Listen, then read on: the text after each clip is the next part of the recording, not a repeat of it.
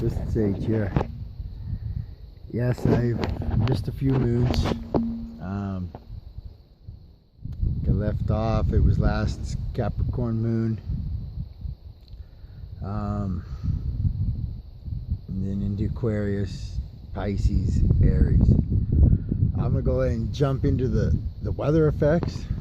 So again, remember that the moon rules over the mood, the moment, now, the minutes. So therefore, on the weather sense, it would control the weather, not the climate, but the weather, because the weather is more of an immediate changing from moment to moment, where the climate is more of a long-term type atmosphere. So yes, okay, now I got it. It was 29 degrees, Capricorn moon. I guess it was past its square to the Libra Sun, but remember, late degrees, early degrees are always the most intense in any zodiac sign for any planet. And as the moon went into Aquarius, kicked up the winds, fixed air,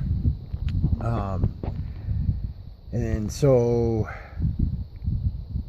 with that brought I want to say it was at least here in the White Mountains of Arizona, it brought down winds from the north, which made it cold. We had our first freeze. It dropped down to something like 26 or so here.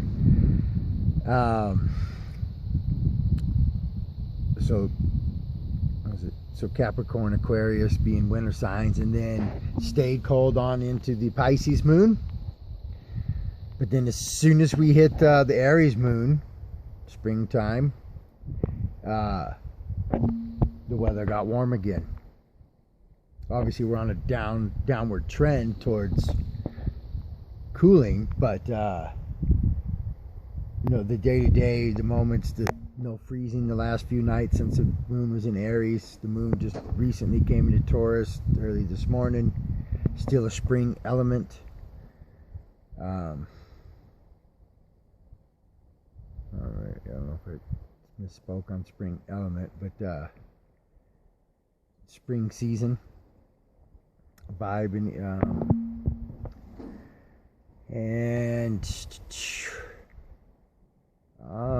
on a health note, the sun is 21 degrees of Libra and kicking my fucking ass.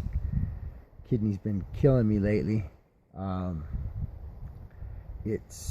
So at 21, it's moving towards 2-degree orb square, my south node in Capricorn, 6th house. What else?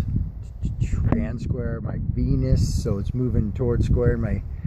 Each day my Venus is 24 degrees Capricorn, so that's, I want to say, more so where it's affecting on my kidneys. Venus ruling the kidneys, Libra actually being that sign that rules the kidneys. And then you perhaps might look at the fact that the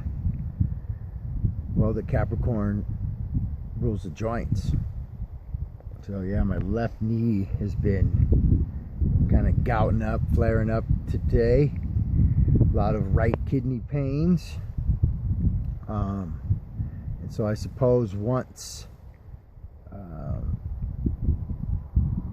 the sun moves past 24 degrees, it should ease up on me a little bit. But then we still got Mars creeping up behind that, 6 degrees of Libra, I think, currently.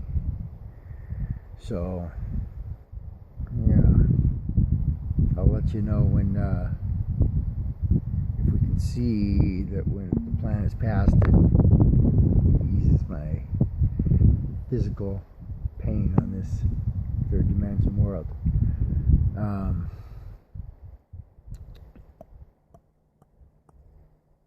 Did buy a scratcher under the full moon. $170 on $30. So yeah, whatever. No, not as big as the last full moon, but nonetheless, still a victory using the energies of the planets.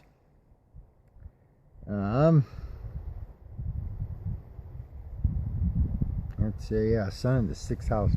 It's a fucking crappy experience, I'd say. Especially being Aquarian sun in the 6th house, stuck in the jail of this reality. Anyways,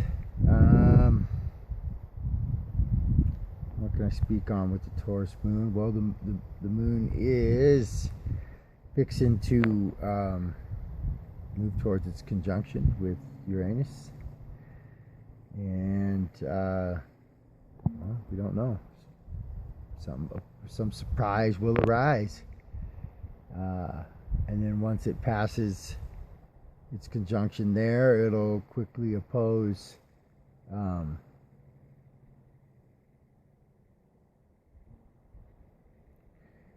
transiting Venus in Scorpio.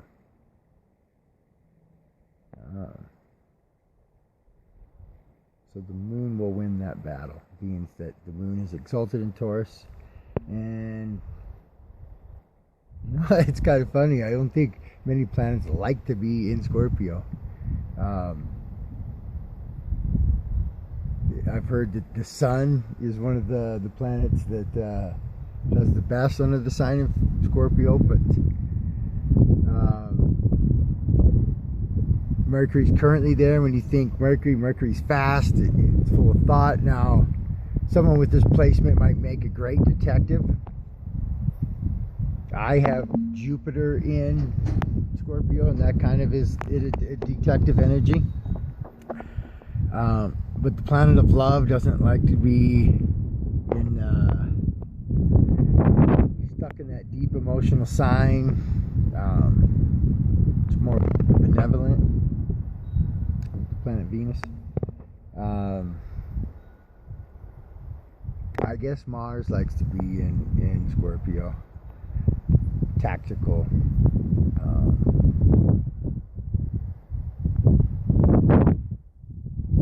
And perhaps Pluto, of course. I don't know, maybe I'm wrong about that. Maybe Saturn likes to be in Scorpio too. Because there's some strategy to Scorpio. Versus like when Mars is in Aries, it's just forward and direct. Yeah, I'm gonna leave it at that.